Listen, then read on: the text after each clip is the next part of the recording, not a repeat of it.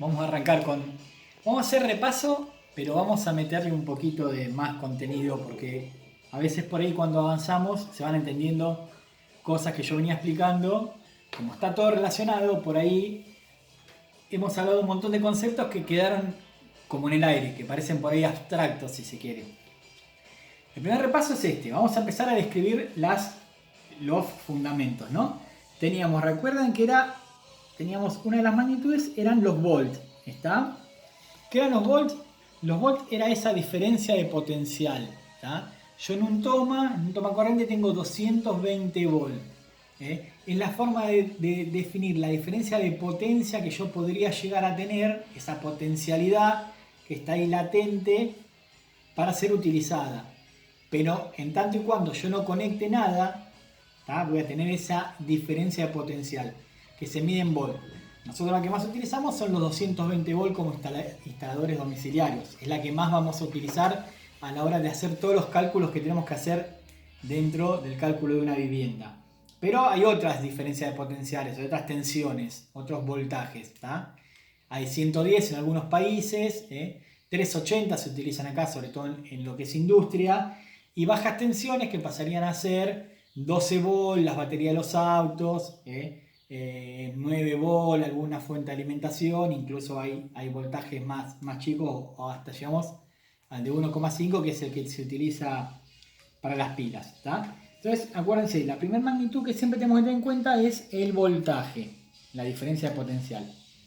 Bueno, la otra magnitud importante dentro de lo que tiene que ver con lo que es la electricidad es la corriente eléctrica. ¿Está? La corriente eléctrica que se mide en amperes. En amperes. A veces puede ser que encuentren una I, que significa también corriente eléctrica, pero nosotros vamos a usar la A de ampere. ¿Está? ¿Y qué era la corriente eléctrica? ¿Se acuerdan? La corriente eléctrica era el flujo de electrones que atraviesan un conductor. ¿Está? Entonces, vamos a hacer el circuito simple, ¿no? Si yo acá tengo un enchufe, las dos patitas del enchufe, ¿está? Y yo hago circular una corriente con una lámpara, ¿qué va a pasar? Cuando circule la corriente, ¿está? Se va a prender la lámpara. Esto sería un toma, ¿no? Yo enchufaría así. Entonces, nosotros cuando hablamos de circuitos eléctricos, hablamos de eso. ¿Por qué es circuito? Es porque dentro del circuito, ¿está? Va a circular esa corriente. Fíjense qué fácil parece ahora, ¿no entendés? Estoy hablando de circuito eléctrico, sí, porque va a circular la corriente. Parece como si fuese una pavada lo que estoy diciendo. Pero parece una pavada porque empezamos a comprender, ¿tá? Cómo funciona la electricidad. Entonces, yo voy a hacer circular una corriente a través de un conductor para que se prenda esa lámpara, ¿tá? Eso sería un circuito eléctrico. Esa corriente va a circular con determinada fuerza, ¿tá? Una determinada fuerza que va a hacer esa diferencia de potencial.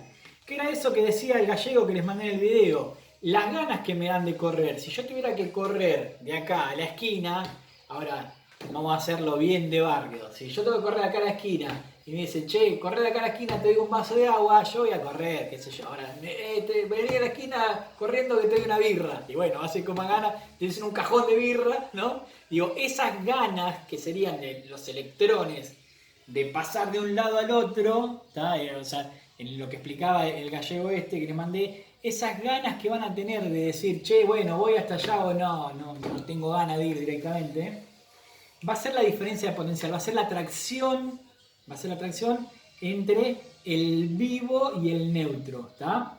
Recordemos eso. Nosotros vamos a hablar siempre de vivo y neutro, no de positivo y negativo. Positivo y negativo es para la electrónica.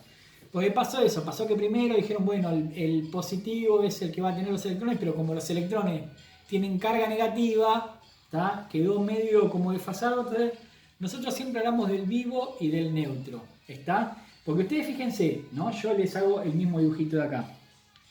Yo tengo este toma acá, y tuviera otro toma acá, ¿no?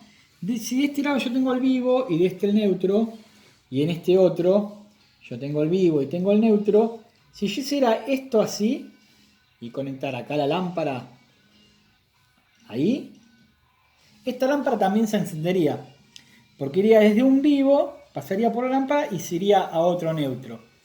Y lo otro que explicaba el gallego este que vimos, es como si yo hiciera esto. Si yo agarrara, pusiera la lámpara acá así, y esto lo enchufara a tierra, ¿está?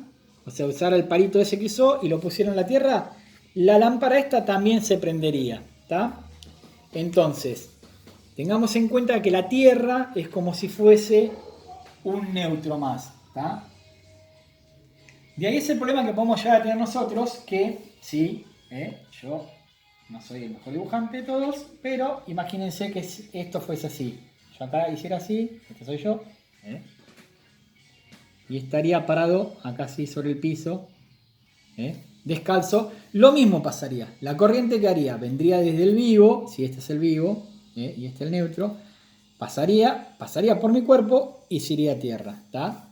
Y ahí, ¿qué pasaría? Yo me estaría quedando, como se dice, pegado. Al circular la corriente por mí, me quedaría pegado. Bueno, vamos a avanzar un poquito más con estas cuestiones, porque después vamos a calcular, ¿tá?, estas dos cosas. Pero quiero que entiendan que hay un factor importante en todo esto. Este es un conductor, ¿tá? Supongamos que es el conductor que utilizamos siempre, que es el conductor de cobre, y adentro de la lámpara, estamos hablando de las lámparas viejas, no de las nuevas porque funcionan de otra manera, más adelante lo veremos.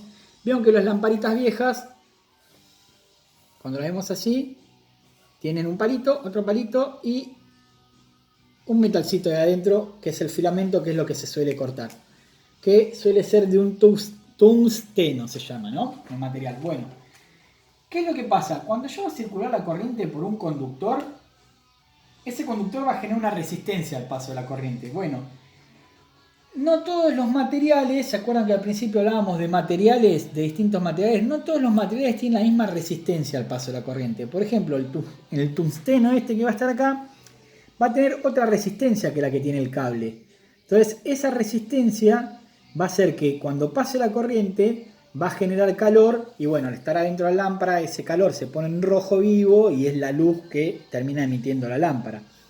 Entonces, ¿qué es lo importante saber de esto? Que no todos los materiales tienen el mismo comportamiento al paso de la corriente eléctrica, ¿tá?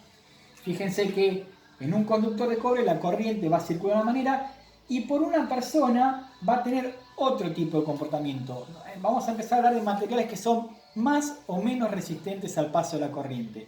Nosotros tenemos una amplia, una gran resistencia al paso de la corriente, pero no oponemos completamente resistencia, como por ejemplo una madera, el plástico, la cerámica, ¿tá? Esos son que ya directamente se llaman aislantes de la cantidad de resistencia al paso de la corriente. Pero todos los materiales, ¿tá?, los metales que utilizamos nosotros para hacer los circuitos eléctricos tienen una resistencia al paso de la corriente. Y como ya verán, la resistencia que tiene el tungsteno este hace que se caliente mucho. Por eso las lamparitas vienen al vacío, porque si no, eso al calentarse se quemaría, porque se prendería fuego básicamente. Entonces las lámparas están al vacío y cuando se rompe la lámpara se corta el tungsteno. ¿Tá? ¿Para qué es importante saber el tema este de las resistencias? Hay un montón de fórmulas para calcular la resistencia al paso de la corriente, que no las vamos a aprender.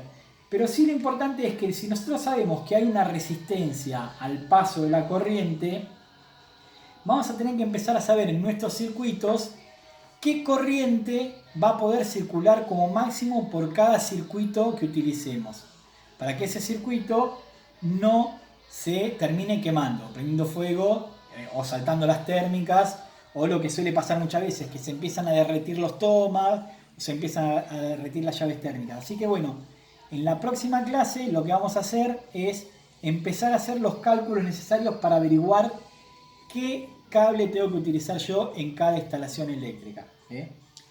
Lo importante de esto es que ustedes traten de aparte de decirme si se entendió, hacer algunas preguntas orientadoras o algunas dudas que le quedaron, o decir, bueno, pensando esto, lo siguiente que deberíamos ver sería tal cosa, un poco como para que tengamos ese ida y vuelta que no podemos tener en el aula por esta maldita pandemia.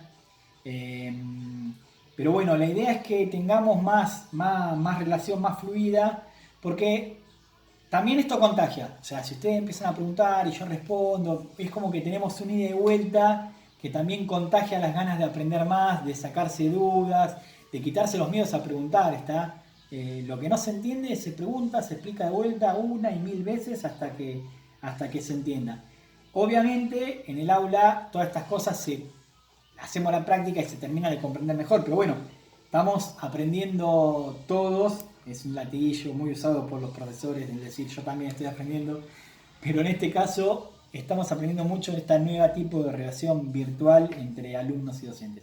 Así que bueno, los invito a que participemos mucho y sigamos con las clases hasta que tengamos la posibilidad de vernos y empezar a agarrar las herramientas, a cortar cable, pelar cable, hacer empalme y todas esas cosas que van a ver que les va a gustar un montón hacer. Así que bueno, los dejo por ahora y nos vemos en la próxima clase.